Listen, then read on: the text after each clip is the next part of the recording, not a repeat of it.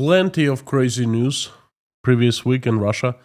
Among the most important ones and the craziest ones, I find quite a few news that form this new trend.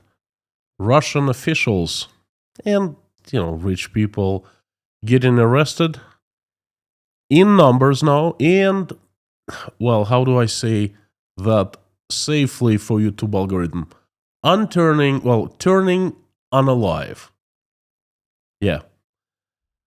That is news number one of the past week, and there are plenty of others. Howdy, friends. My name is Konstantin, and welcome to Inside Russia, where usual Russia is explained by the unusual Russian. Every week I give you crazy news update, straight out of the mad circus that Russia has unfortunately become. But first things first, there is no such absurdity these days that could not be realized in Russia. Please remember that. The news, I call them crazy news from Russia. Well, of Russia. The news of Russia that matter, and that's quite a few of those you will not find in any mainstream media. Now, without further ado, let's jump straight to the news. And let me start with the good news. I love good news. Inside Russia is a little tiny corner of the internet on YouTube where the good news flourish. I always give you good news from the start. Well, the good news is that Russian state is very, it strongly cares about well-being of Russian citizens. And it's been very actively searching and identifying bad people. Bad people in Russia, the enemies. They found a new enemy this week. That's the mothers. A Russian senator, Vladimir Ivanov, is very concerned. He's very concerned. He spotted enemy where no one has seen it. Russian mothers. We are witnessing a very disturbing trend where mothers, often in so-called blogs, are openly expressing depressive sentiments, says the senator. Phrases like, "I wish I had never given birth," or "think 10 times before having children," as well as judgmental comments about the living conditions of other families, undermine fundamental values. Such statements not only discredit motherhood, but also exert psychological pressure on young women who are just considering starting a family. I just quoted Senator Ivanov. Well, no wonder Ivanov is concerned, because Russian state is pushing school children, schoolgirls, high school students to have babies. Now, perhaps it's me, but to me it seems crazy that they brainwash 14-year-old girls into having first child. I've seen the materials of that. And then they pay money for high school student girls, getting pregnant and giving birth. You see, this is the good news. New domestic enemies identified. They will be eradicated. It's who would have thought? It's the mothers. Bloggers. They're blogging, Thank you, good Senator Vladimir Ivanov, for standing up against Russian mothers. Who would have thought they're enemies? It must be America. Them no good sadness that corrupted those innocent Russian mothers who became bloggers. They started blogging. I have a suggestion to make. You know what? Russian government, think big, think strategic. Ban bloggers altogether, no matter what they blog about, not just mothers who blogging about raising children. Ban blogging, the entire process of blogging. You've banned Instagram, you've banned Facebook, you've banned YouTube, might as well ban blogging now.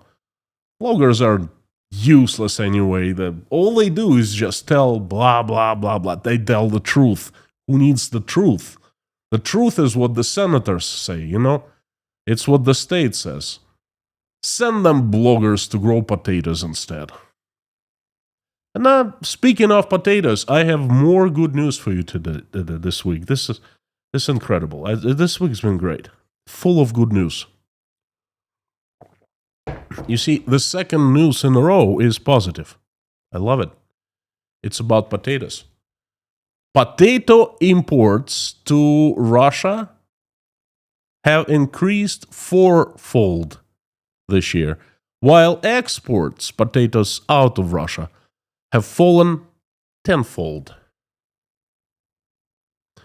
Potato imports from China surged sharply.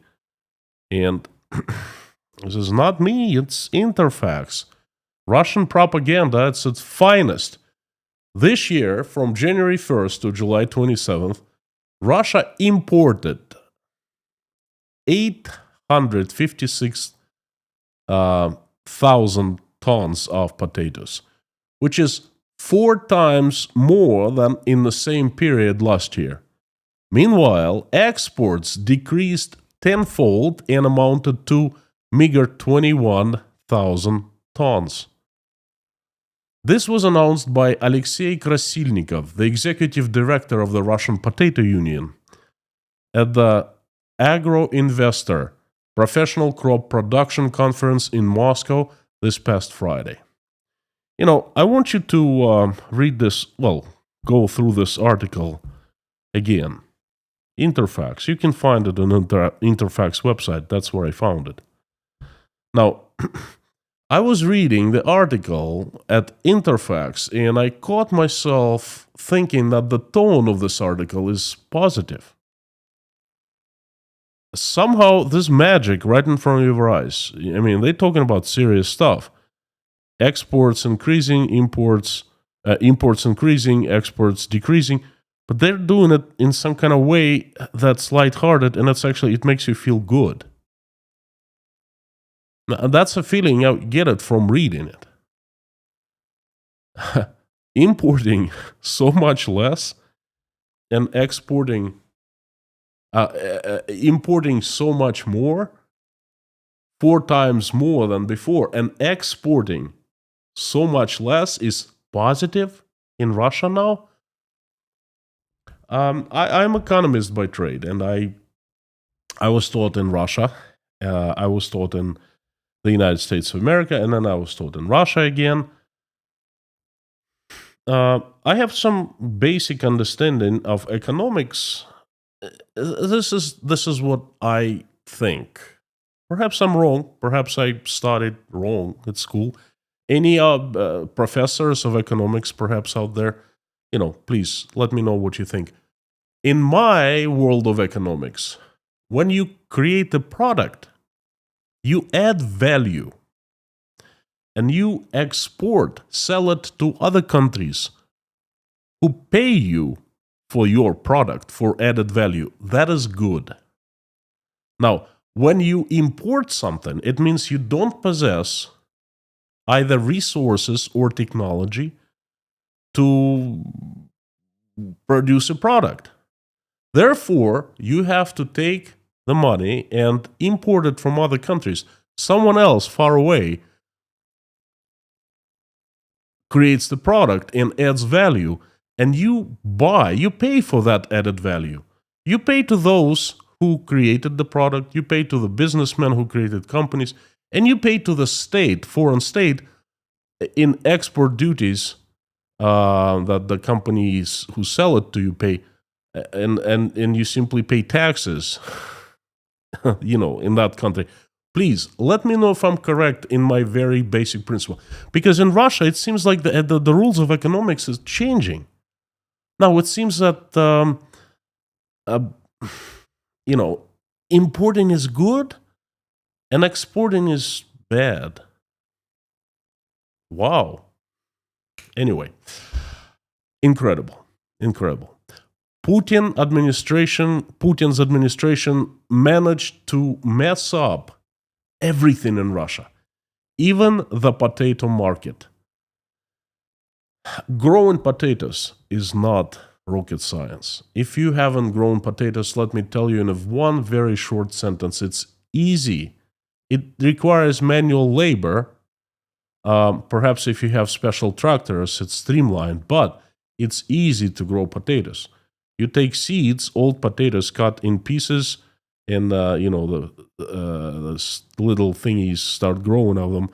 You dig a hole, literally. You put a seed,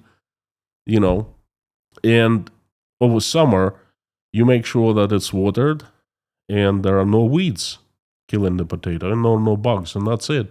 And then in September, you dig it out, and you have 10, 5, 6 wonderful potatoes, and you eat them. That's it. Well, in Russia, it seems like they can't do that any longer. In the USSR, where I was growing up, and we had nothing to eat, we had plenty of potatoes. The USSR, when there was no private farming, only state-controlled farming, kolkhozy, the collective farms, they did better. In the USSR, we never imported potatoes. We grew enough to feed potatoes everyone in the country. It's not back to the USSR. No, it's much worse than the USSR already. Putin has messed everything up so bad that they cannot even grow potatoes. Putin handed over this market to the Chinese. Chinese must be loving it. There are conspiracy theories that Russia is controlled by the Chinese. I don't like conspiracy theories, but you know what? Looking at the potato situation, that seems to be that it's not a conspiracy theory any longer. It's like a fact.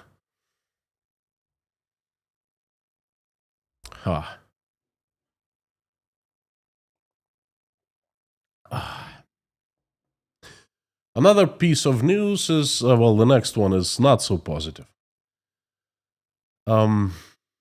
Enough with the positive news, okay? The positive news kind of not working out this week inside Russia, the crazy news update. Check this out. It's certainly far from positive news. A memorial monument for the fallen soldiers in the city of Birsk in Bashkortostan. It's a small town, basically. That's what it is.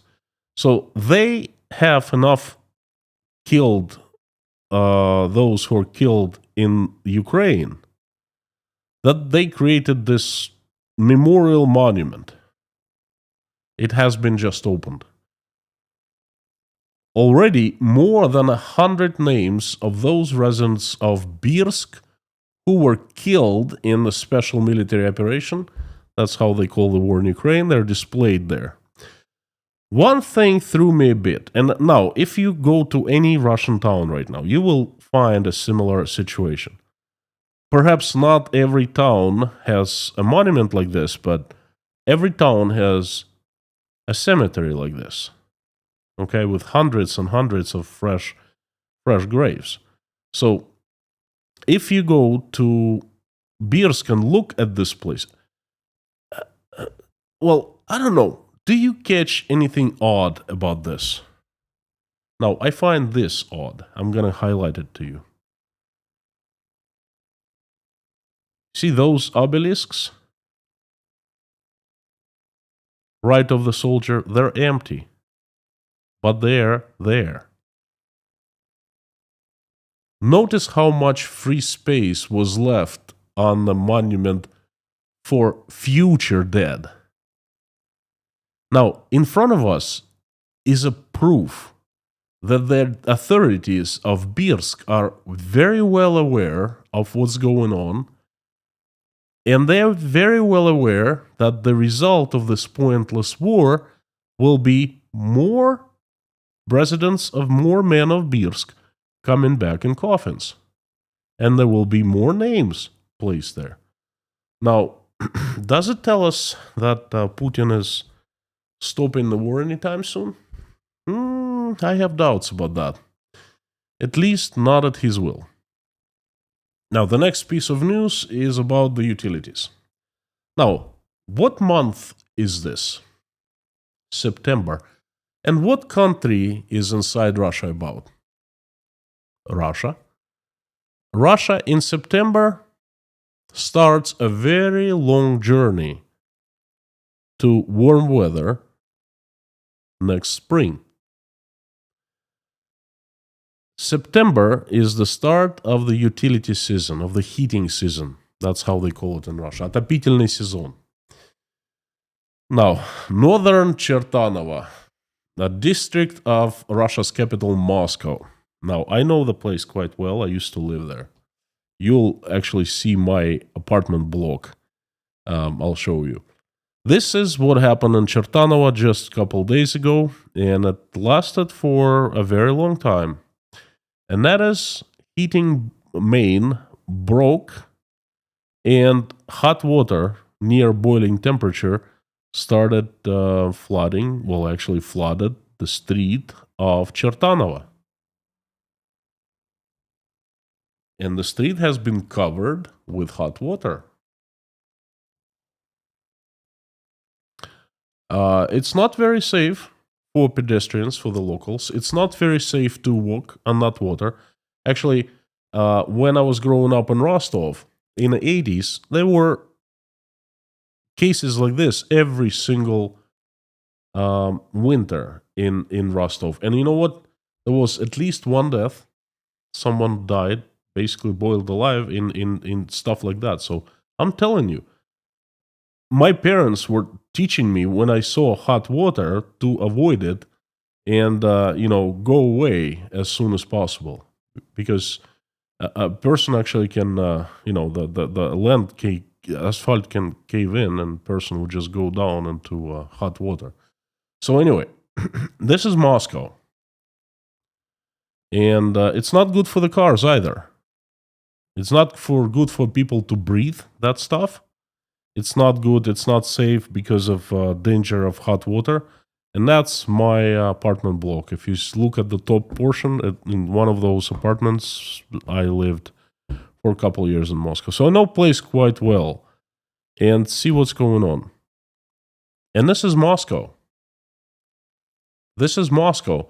Moscow with the best utilities maintenance and the best shape overall, the shape of utilities, with the best well-maintained and fixed and repaired and upgraded power plants, heat mains, water mains. Moscow and troubles in Moscow. Imagine what is happening in the other cities all over Russia now. Well, you know what? You don't have to imagine. It's right here. I'm going to show you. Stuff is right here. This is Makhachkala, the capital of Dagestan, a province in the Caucasus. It's been having critical blackouts of electricity. It's been so bad to the point where locals have been taking their outrage to the streets and protesting. And this is one of the protests. Basically, it's filmed.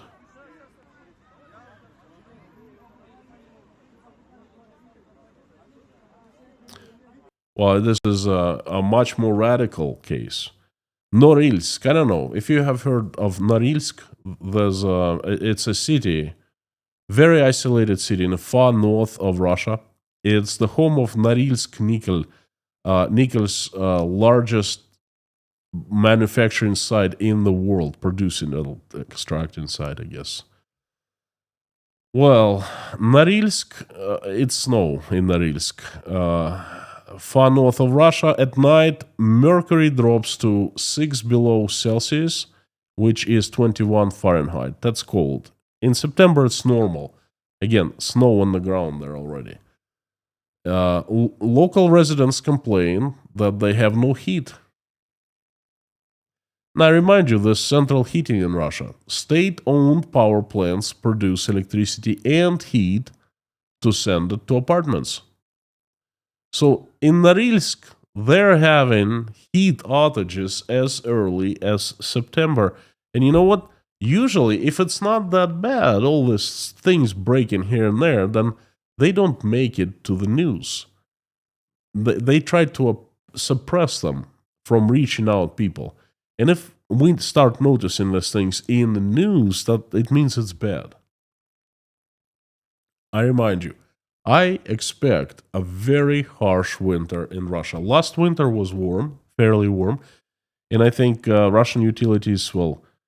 Last warm winter saved a lot of Russians. This one, they usually rotate. A warm winter is followed by a very cold winter, and hey, warm was done last year. I expect very harsh, very cold winter in Russia, and I also expect Russia's utilities failing a lot en masse. Prepare for the show. September, the reports start coming in. Imagine what's going to happen in December, January, February.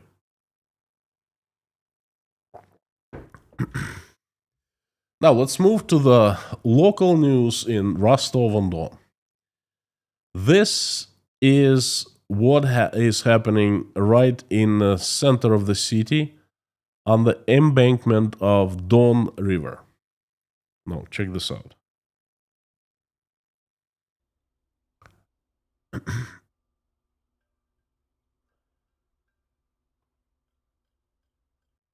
Beautiful place, beautiful, really. Don.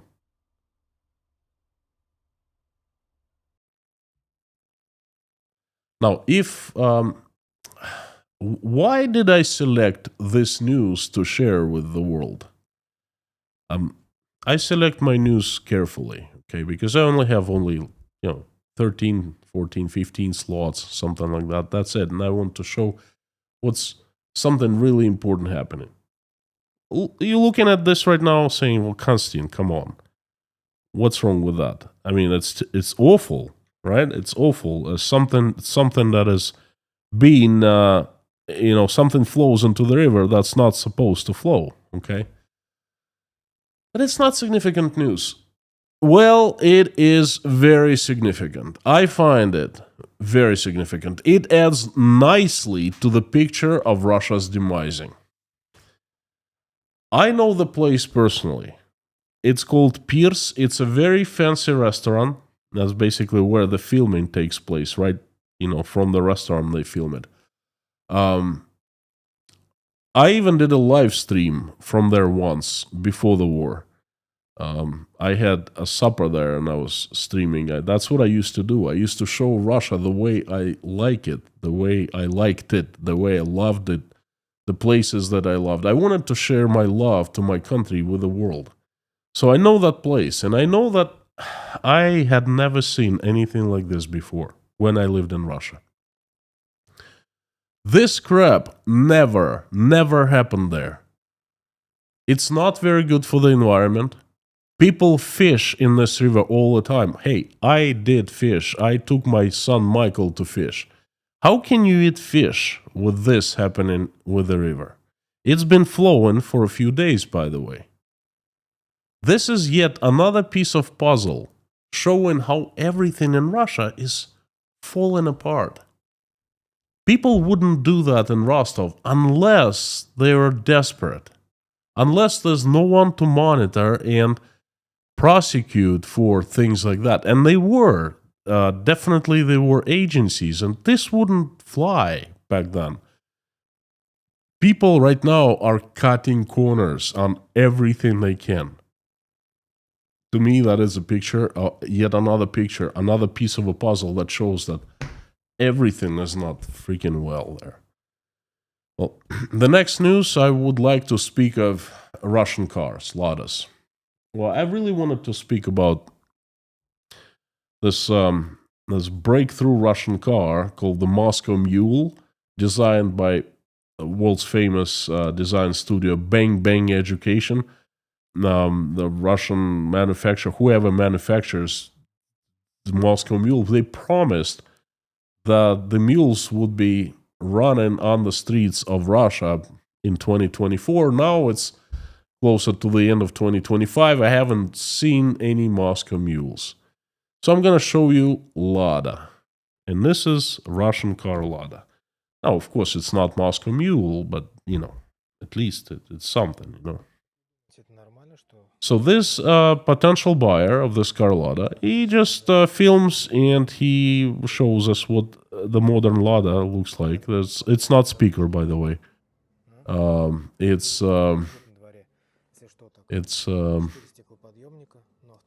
rubber plugs instead of real speaker. Okay, that's the quality of production of the car, and there's pretty much nothing there. It says the car is empty.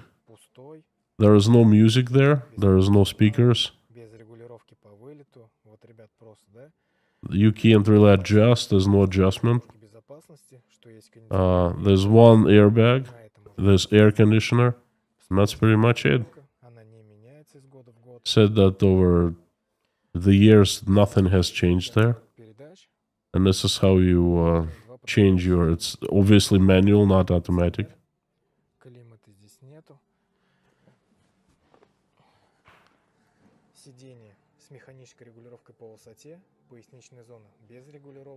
Upholstery and steering wheel buttons, the interior assembled with flaws, and the cleaning, the car is antediluvian. That's basically what he says. The construction, the manufacturing quality is atrocious.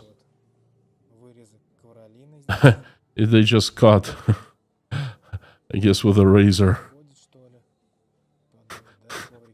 The mats don't fit. No, they come from China.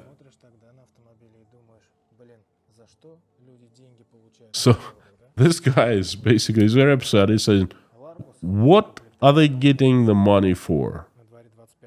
This is 2025. And this is a brand new car. Old style of...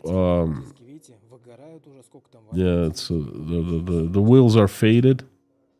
They're brand new, but they're already faded. This is how the back seats look like. Hard plastic. There are 7 seats. And this is it, he says. This is it. Upholstery is horrible. The only advantage of this car, there's 2 airbags, air conditioning, and ABS. And that's it. Everything else is very primitive. So this car costs 1,800,000 rubles. And the question this fella is asking is, what for I'll be paying 1,800,000 rubles for it?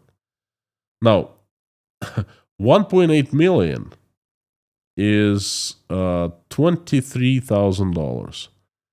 So this car, Lada Largus, costs nearly as much as brand new Toyota Camry in the USA. You can find Camry right now of the year 2025 with big discounts, probably for around $24,500. Now, this is what this ugly Lada Largus costs exactly. Has nothing in it. Terrible design, terrible parameters, and terrible quality. And terrible reliability, of course. And that's, by the way, it's called the Comfort package. No, it's not entry level, it's Comfort. It's because it's got airbags and air conditioner. So that's Russian way of comfort. Anyway, this isn't really anything. And by the way, the AvtoVAZ, the manufacturer of this car, isn't selling any cars. It's the worst year in its history in terms of sales, and they have just announced that they are going to, well, they have, starting 29th, they have cut working days, number of working days. Instead of 5 work days, people at the manufacturer working 4, and there's a possibility that they'll downsize them to 3 work days because they're not selling any cars. How can they with that crap I just showed you? Well, let me take a pause. I would like to take this opportunity to thank you. Those of you who are part of Inside Russia community, who watch regularly, who like, subscribe, pray along when I pray, and send love. Thank you so very much. Thank you for buying me coffees at buymeacoffee.com, Patreon, PayPal.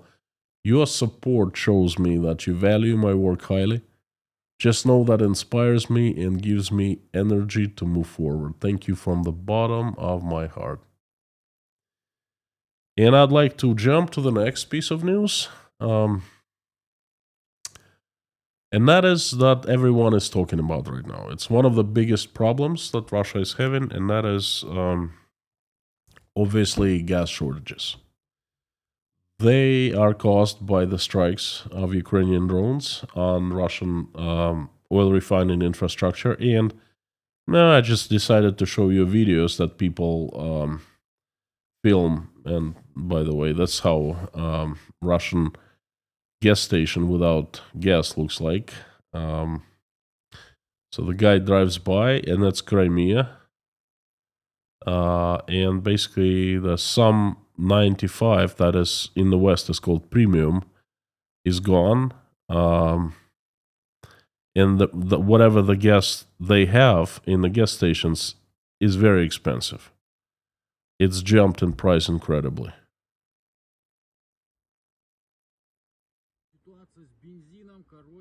So you see they just closed down those guns, gas guns, where they don't have the gasoline. And the guy who films it, he drives around and he complains a lot. It's not getting any better. 100 super premium is gone. Premium is in very few places. It's a very interesting fellow. He's saying, look, I only have gas for 40 kilometers, for 25 miles. And this is it. He's in Belgorod. That's not Crimea. That's a different region. Belgorod is the west part of Russia, and it's gone. Well, guess what? At this point, the last time I counted, there were 23 provinces reporting shortages. And do you know how you know that actually it's serious? When it starts happening in Moscow. Now, Moscow is a special case in Russia. It's a very special city. It's a city where the state tries to keep well stocked of everything, with many jobs available, with high paying salaries. Moscow is not Russia. Moscow is Moscow. It's like Washington, D.C., Moscow, D.C., District of Columbia. Moscow is like the federal city or something like that. So they have started having troubles with gasoline in Moscow. Now, what's happening? Not everywhere, okay? I'm not saying that you cannot buy gas in Moscow. No, there's still plenty available. Some gas stations are having problems. Now, if you look at the structure of Russia's gas station business market, you'll see that it's basically divided into 2 large groups. First group is the producers of gasoline. Very few Russian companies: Gazprom Neft,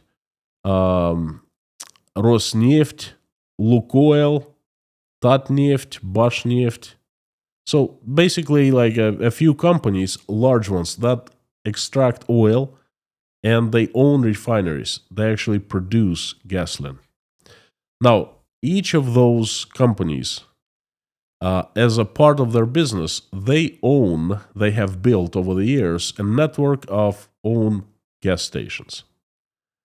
And in most of those gas stations, there are no problems. You still can buy gas because it's supplied by their big parent companies.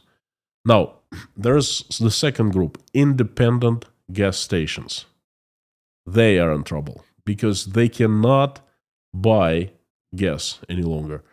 They pay for gas, but those big boys, the oil companies, they simply don't deliver. They take their money and they don't deliver. And I foresee a big problem for the small business owners who just own gas stations, or perhaps just a few gas stations, small networks. What's going to happen? They paid because you prepay for gas, but they're not getting the gas delivered. And they're going to take to court, but the court's not going to rule in their favor because who can go against Rosneft? Igor Sechin, Putin's closest associate. No one.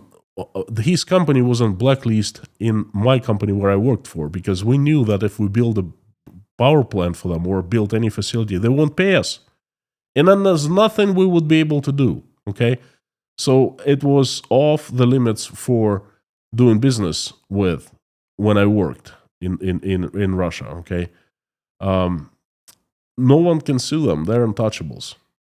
It means that the many owners of small gas stations or smaller gas stations will go under. They're going under right now.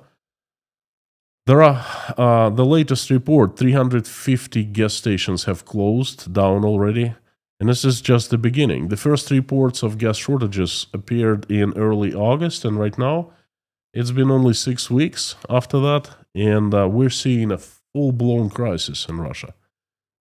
We're seeing, no gas.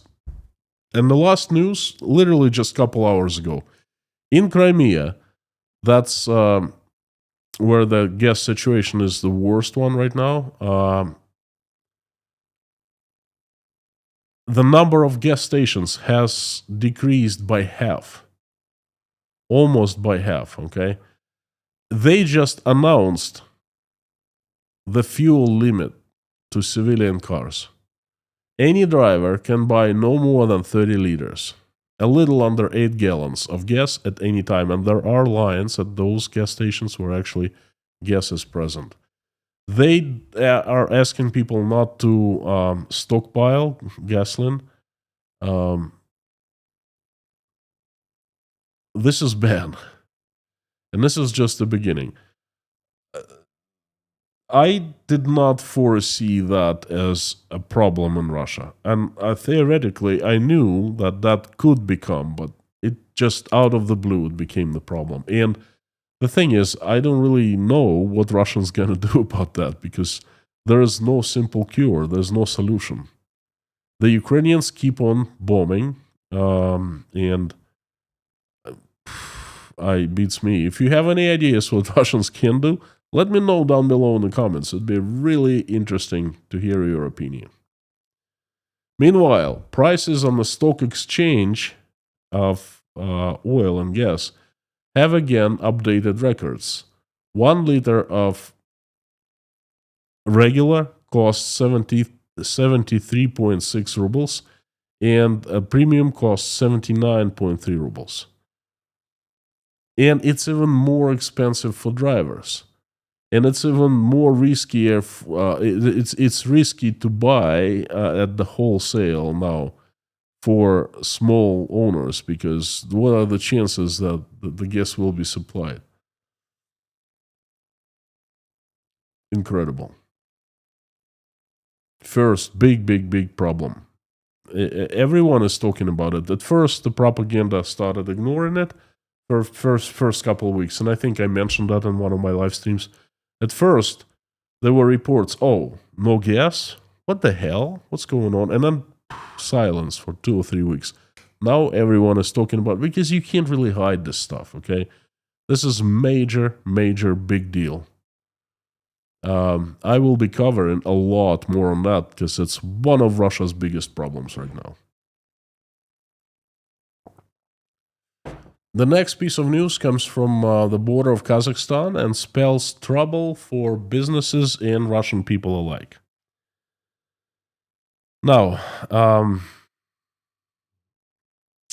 the trucks transporting goods from China to Russia are not allowed to cross the border. Check this out. One of the truck drivers, comments the situation. He just took a camera and started filming it. And he films the queue of big trucks, and the queue is miles and miles, kilometers and kilometers long. Hundreds of trucks are waiting, and no one is being let through the border. They burning gas because a lot of products are temperature sensitive, and refrigerators are working. So, and as you see, most of license plates are Russian, so it's Russian trucks. You see, they're bringing cars from I don't know, perhaps Kazakhstan, perhaps China. Look at that line. Both directions. This is bad. Not clear why it's happening at this point. Most likely Kazakhstan retaliating for Russia's unfriendly actions. I don't know which ones. There are plenty. It allows us to see that, and he also shows some documents. It allows us to see that, shows us that unwellness in Russia is growing, and it takes very odd forms. It comes from places where never expected the trouble to come from, the unwellness. Russia is in fever. And by the way, there will be many more news like that, and they come out every single day. If you want to keep up with other breaking news from Russia, consider becoming patron of Inside Russia, where I select and post 9 news that I find important every single day with my commentaries and analysis. I'll keep you informed on everything you wanted to know about Russia, but or didn't know where to look. So become a patron of Inside Russia and get access. And by the way, if you become patron, you also support this channel. So it's double good. I'm going to place the links down below in the description and in a pinned comment as usual. The next piece of news is amusing. Russian state started discussing doubling the family mortgage to 12%. Now, the current interest rate is 17 in Russia, and that's the key rate of the central bank. It means that the mortgages start in low to mid 20s. Probably if you have very good credit history and you have a job, you probably can get yourself a mortgage of 23, 24%. That is a lot. That is crazy. That no one takes mortgages and at that high of a rate. Now, there is such a model, and the Russian state is supposed to be helping Russians with families. They're saying, we're going to subsidize. If you decide to take a mortgage and you qualify as a family with children, we're going to give you a break. We're going to subsidize your mortgage, and you're going to pay 6%. Well, which is normal, okay? So this system, this program, has been going on for quite some time, and there are different subsidies. For example, to families with children, to those who served in Russian army, to the state employees, things like that. So there's one problem. The state spends taxpayers' money from the federal budget to cover that difference, to pay to the commercial banks. And guess what? There's no money. Money's, I'm going to tell you a secret now. Money in Russia is gone. Dried up. I've been saying that for 3 years now, that it's going to happen. It's happened. So the Russian government comes and says, look, we're going to double the family mortgages from 6% to 12%. Subsidized, well, we still subsidize, but you're going to pay more. The subsidy will decrease. The Ministry of Finance is confident that this model, this increase in subsidizing, will make the support more targeted. And the parliament emphasizes that the purpose of the change to cut the support and to make people pay more is... Now, if you're standing up by some reason, sit down, because you might fall down, okay? They're saying that they're making people pay more and subsidize less. That is going to stimulate the birth rate. They think that making the family mortgage more expensive will motivate Russians to have kids. I was thinking how to comment this news. The only comment I have is this. It's a perfect example of Russian logic. Welcome to Russia, friends, 2025. It used to be a normal country. I lived there. I witnessed now. I'm from Venus. They're like from Mars. They've become Martians. Perhaps something wrong with me. I don't know. I start doubting myself because the entire country says that it's great. Let's make mortgage more expensive. People will actually, it'll move them to have kids. Okay. The next piece of news comes from the Russian parliament. Oh, that newsmaker. The senators are good. And I'm going to talk about the former senator again from Rostov province. His name is Yuri Napso. I already talked to that guy. He's been a character in the live streams. But good Yuri Napso. This guy right here. Very handsome man. He's 53 years old. No, 52, not 53. Very handsome, very healthy, very fit, athletic. Good guy in general. Now, he's very tough senator for Rostov province, In the past, in 2019, he demanded the introduction of death penalty for, I gotta tell this a little,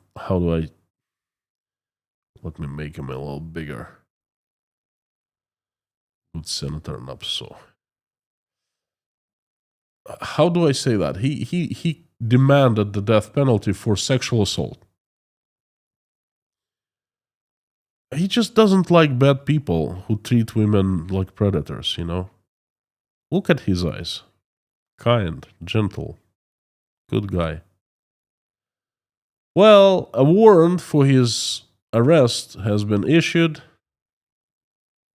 2 days ago, last week. He's being charged with sexual assault. Well, this real word of four letters that I cannot say on YouTube because they're gonna start demoting this video, okay? So that's what they're accusing him of. The very same thing he proposed to have death penalty for. Now, he proposed in 2019, and he also did this horrible deed in 2019. At the same time, he was proposing on the left, and he was doing violence to a girl, on the other side. In 2023,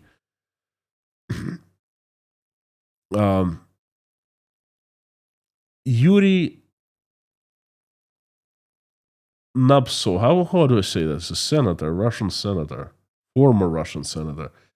He did something sexually bad to his 19-year-old assistant. And then he fled Russia to the United Arab Emirates, to Dubai. He did not return to Russia ever. He has been living in Dubai. He did not appear at work at the Russian parliament. For more than 2 years, he was absent. He somehow voted for different laws, being absent. I don't know how, and no one in the Russian parliament can explain. Moreover, those who tried to ask, they're kind of called traitors. Why do you ask these questions? Okay, none of your business. Somehow he managed, Is this legal? No, it's not. Well, how? Who is this guy? Take him out, arrest him, that type of thing. So he did not show up once in 2 years. He lived in Dubai having a good time, being a senator from Rostov province. And he finally was stripped his senator mandate in April 2025. And that's when I told the news about that guy in my crazy news report. But I reported on him being absent for 2 years, okay? He was fooling Russian taxpayers, his voters, and Russian, although I'm not sure if anyone in Rostov even know their senator. Perhaps, he doesn't have any voters there. But anyway, I reported about that stuff. I didn't know that he was the predator. At the end of 2024, his property in Russia was seized by the state, by the prosecutor general's office, for supposedly illegally combining work and work as a senator and being businessman. Which I just learned about this, and everyone learned, and it kind of is very odd to me. So at the end of 2024, they confiscated almost $20 million in Russia from this senator. But they didn't say anything. They didn't file a criminal case against him. They didn't say anything to the press of him being absent. He remained a senator until April of 2025. Putin's Russia for you. These are crazy news because the crazy deeds that people do and the crazy events that happen inside the country. It's a mad circus. Now, the next news I'm going to tell you, and I will not show you photos, okay? Instead, I'm going to place them into my Telegram account. Telegram is not censored. You can show anything to anyone on Telegram. There is a Telegram channel for my YouTube channel. It's called Inside Konstantin's Russia, and there are links down below in the description and in the pinned comment always. I cannot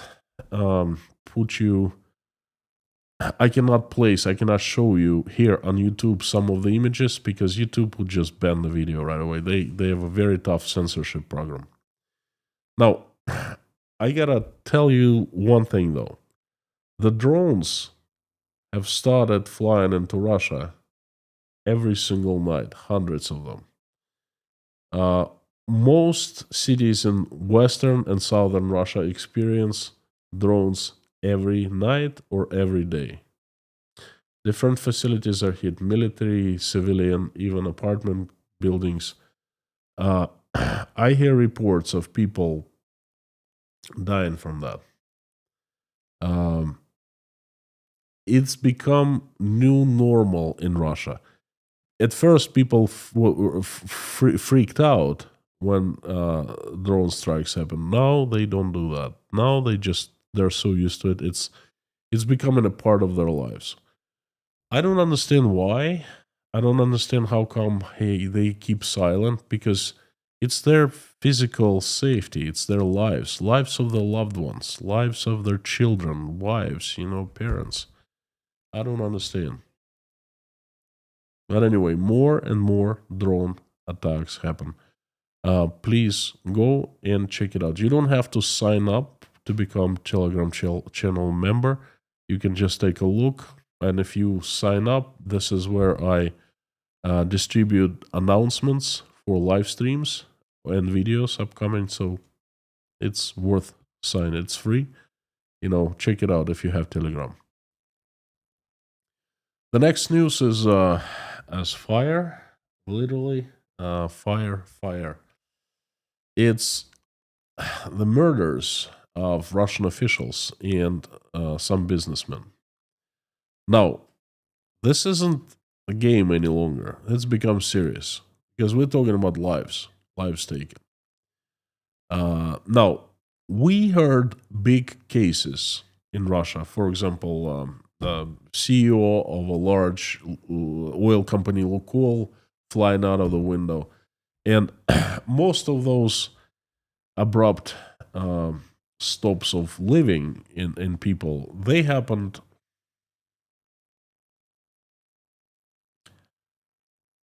among the officials and big businessmen who were connected with um, with state companies and money flows. Money flows. Usually, those who controlled finances, who knew who were the recipients of money, who knew the companies in the Seychelles, in British Virgin Island, in Dubai, those shell companies where the money, stolen from the taxpayers, were transferred to. And then the knowledge would stop right then with life. Then there were plenty of reports. Oh, such and such flew out of the window. But then the reports have changed. For example, I'm going to give you a recent case that happened last week in Moscow. Alexander Fedotov was found with, and I'm just telling you how it was reported in the Russian media. He was found with his vital signs not present on the ground next to Sheraton Hotel in Moscow, where he stayed on the top floor. Well, what's unusual, right? They found him on the ground. He wasn't breathing. Yes, he did stay at some point on the top floor. Yeah, those window where he was staying, it was open. But they don't say he flew out of the window or he jumped or whatever. No, that you don't see that any longer. They found him on the ground. Okay, I like that. They certainly um, don't mislead me. Okay, I investigate these things. Now, who is this Alexander Fedotov guy? Very simple. He was in charge of very, very, very. How do they? In Russia, they call денежный, very moneyly position in Russia. So he was acting chairman of the Committee on Transport Infrastructure in St. Petersburg for 2 years, from 2022 to 2024. So he was in charge of taking federal money to this agency, local agency, and deciding which companies would be recipients of the money, which companies would be doing work for the Committee on Transport Infrastructure, and he was actually authorizing money transfers to those companies. Now, he's the one who knows the deals, knows the ways, conditions on which money went, and he's most likely the only one knows. Well, he doesn't know any longer because he was found without his vital signs present on the ground. Okay? Nobody, no problem.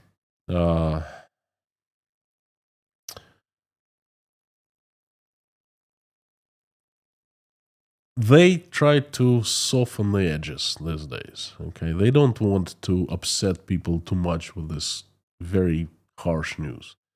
But this news, they keep on coming. They keep on happening. These things keep on happening. Someone is found without vital signs every single day or night in Russia. And it used to be an event that I made a live stream about.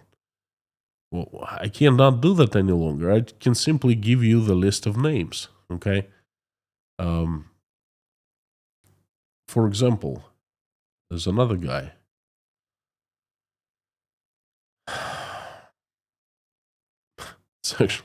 It's becoming like Stalin's time, unbelievable. Vitaly Kapustin, United Russia, provincial senator, local senator, and the director of Kuban Spetstroy. You know, when you have Spetstroy, Spets means специальный or special. Spetstroy, special construction. It's not your regular company. If it's Spetstroy, it means the company was used in construction projects of total secrecy, military construction projects, KGB construction projects, and so forth. It possesses all kinds of licenses, clearances, and only people who can be trusted make decisions in those companies. So he was found dangling from a tree with his hands tied behind his back. I'm sorry. And he was spotted in Krasnodar province, not too far from his home.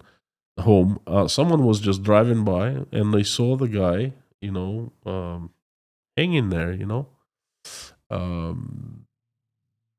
the residents started filming when they were driving by, and then the cops showed up. I also have the recording of that, and I'm going to put it into a Telegram account of Inside Russia. Go check it out. The link will be in the description. I'm going to do that right after I end this live stream. Check it out. Now,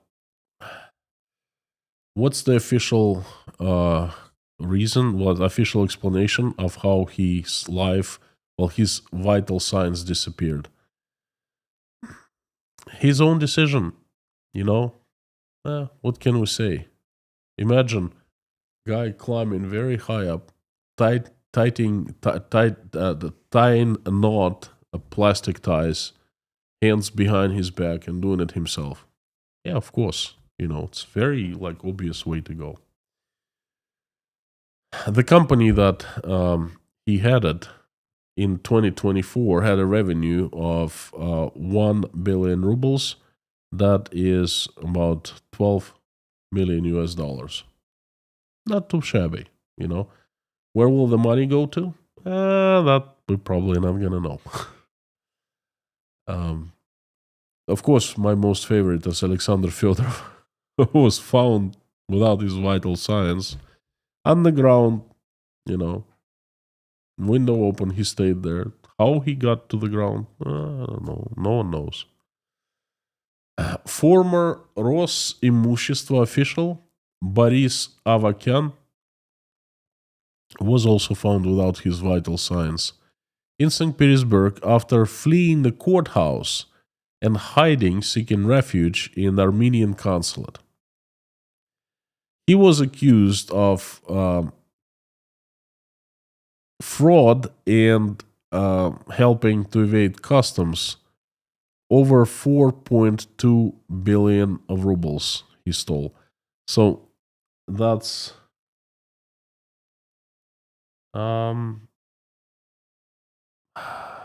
real quick. I'm sorry. A few dozen $1 million. That's a lot of money. So I was thinking, what a very odd way to end, for your life to end. So you are in the courthouse and you are being charged with a serious crime, but that concerns money. You've stolen 4 billion rubles. Okay, what's the big deal? You're probably going to get sentenced and they're going to give, 5-6 years in prison. You're going to get free in 2.5 years. And the time that you spend in prison, probably, if you have money, you can buy yourself good conditions.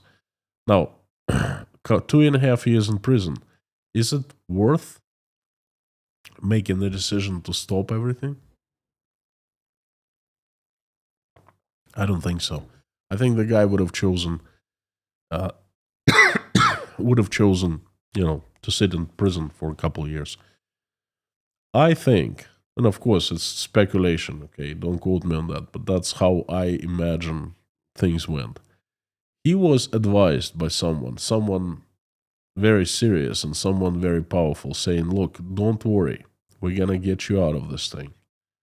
Why don't you flee the courtroom? Now, it's the first time I've heard of anyone fleeing the courtroom. Because usually the accused, the ones who are being sentenced or investigated, they're kept in a cage. In a cage, yeah, right there in the courtroom. So how he fled is a mystery. And again, no one is telling the court employees they're keeping silence. They're responsible. The policemen who are guarding our account are responsible. So he fled and he ran to Armenian consulate. Most likely, they said, look, make it there, and in the Armenian consulate, we are going to take care of you. We're going to evacuate you from Russia somehow through diplomatic ways to Armenia, and then you're going to be free there. Something like that. And then he got to the Armenian embassy, and then he went to the bathroom, obviously, and someone was waiting for him there. Again, I'm not saying it's how it happened, but I see it happening. It's very probable, okay? And that's just 3 bodies so far, but it's just very few days of last week. In the reality, there are more people, it's just we don't hear about them. I started investigating more in this direction. I found the Spetstroy guy information, not in the federal news anywhere, but only in the local media, okay? And this is what I'm paying attention to right now, because they're still reporting what happens on the ground in the local medias. Every province has a few different independent Telegram channels. They're too small for the state to go after them. So you still can find truth there. So it's just 3 bodies, but they turn out every single day these days. And this certainly is a trend. Now, the next piece of news is from Dmitry Peskov, Putin's press secretary. He reacted to the rumors about alleged US supplies of long-range missiles to Kiev. I quote Dmitry Peskov, "There is no panacea that can currently change the situation on the fronts for Kiev regime. There is no magic weapon, whether it be Tomahawk or other missiles." That's how Dmitry Peskov commented the rumors. Well, it's not rumors, but it's, that's the decision that the Washington did. Well, anyway, he thinks that there's no panacea on the fronts for the Kiev regime. Okay, he thinks that, these new weapons are not gonna change anything. You know what I have to say? Mr. Peskov, we're gonna find out very soon. I think just in a matter of a couple of weeks. Now, the next news is Russia's first school for children for operating drones has been opened in Krasnodar. It's the capital of Krasnodar province, southern province. The educational institution was established with the support of a grant from the governor of Krasnodar province. And according to the mayor of Krasnodar, the children will be trained both on real drones and on simulators, and classes will be conducted by experienced instructors, including those who participated in the special military operation. I quote, "Today, drones are everywhere, from construction and agriculture to the army. We really hope that peace will come soon and the skills that children will acquire here will be useful for them in a peacetime." I unquote the mayor. I just imagine, okay, this picture, remember? those empty slots for names, do they give a lot of hope for soon end of the war? For the peacetime to come? And some of the slots are also reserved for those who are right now attending the school of drone operators. Okay. Right after the school is over, high school, the children can go straight to the front lines. This is what Russia has become. Quite incredible transformation, huh? Now, the next one is funny. Very funny. It's actually huge news. See, at the end of every September, Russian Ministry of Finance drafts federal budget for the upcoming year. And at the end of September or first couple days of October, it depends on the year, the Ministry of Finance sends the draft of the federal budget to the Russian parliament. And Russian parliament has economists, senators with economic education, and there's a commission on the federal budget. And the senators, the parliament, they look into what the Ministry of Finance came up with, and they either approve or there are 3 hearings, and usually they add something or change something. And they go through 3 hearings, they approve, and then they send it to Putin. Putin signs it, and then the budget becomes the law, the federal law. And I've been waiting for this draft budget, to come for months and months now, because it's going to show us how Russian economy will be feeling next year in 2026. And I forecast not well at all. I forecast complete catastrophe. Now, this day has come. The draft has been prepared, and the draft has been given to state Russian parliament. And check this out. This is how it happened. This is the Senator Makarov. He is the head of the committee on the budget. So the draft of federal budget 2026, the plans, has been given to us. So let's open and take a look.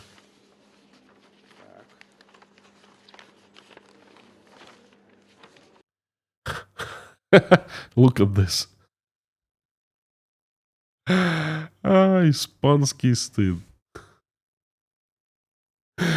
They gave him papers and a CD. Now, friends, I haven't seen a computer with a CD-ROM. I don't know, like 6 or 7 years. I wonder what kind of computers do they use at the Ministry of Finance and at the State Duma, because obviously you gotta take this CD, insert, and transfer files. Now, the rest of the world has moved on. I don't even imagine using CD as to transfer files any longer. So the rest of the world has moved on. Even Uzbekistan doesn't do that. And Russia, right in front of you, caught red-handed. And that's been televised to the entire country. You see these major TV channels, Россия-1, Первый канал, Известия, ТВЦ, Звезда, and other propaganda outlets. They're all showing it live to Russians. Paper and CD-ROM. This is just, it's funny. I mean, what do you think? To me, that's odd. It's funny and sad at the same time. These people are so backwards, okay? By the way, I'm going to be dedicating entire live stream to this event. the draft budget of 2026, because it's going to tell us of Russian economy so much. It's going to tell us where we're standing now in the official language of Russian statistics and Russian state. Now you can fool anyone, but you cannot fool the federal budget. You either have the money or you don't. It's plain and simple. It's black and white situation, black and white type of situation. So we're going to be looking at the federal budget tomorrow. Please come. I'm going to make an announcement right now because I have already started studying it. And what I'm seeing is that's going to shock you, okay? Things are just a little heads up, Things are much worse than I thought. Now, I have the last news left. And before moving to the last news, I'd like to ask you a favor. Please, let me know what you think of today's news selection. Pick 3 news you like the most and write them down in the comments down below. I really would like your feedback. Very interesting. What do you think of how I select news? Perhaps if you didn't like something, let me know. I would really appreciate that. Thank you. The last news is, a few news pieces. Now, it just came in. It's kind of like breaking news. Valery Golota, the head of Rosgvardia Federal Police Department for North Ossetia Alania, was just arrested a couple days ago. There was a raid on his residence, a very expensive, very large house, luxury villa. Now, he is being charged with corruption, bribery. He's taken bribes. Well, looking at his house and just comparing his official salary of just a few $100s, and anyone has questions how that guy obtained such a house.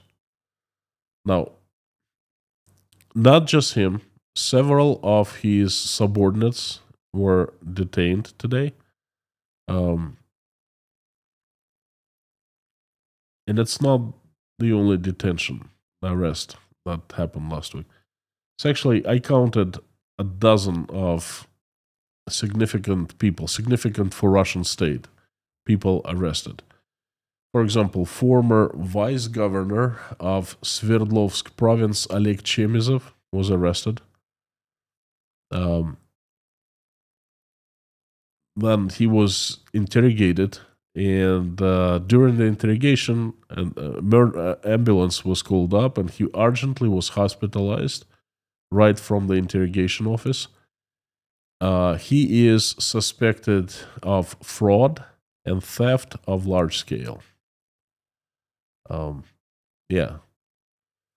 Vice governor of the Vologda province, Dmitry Rodionov, was arrested under suspicion of embezzlement at his previous workplace.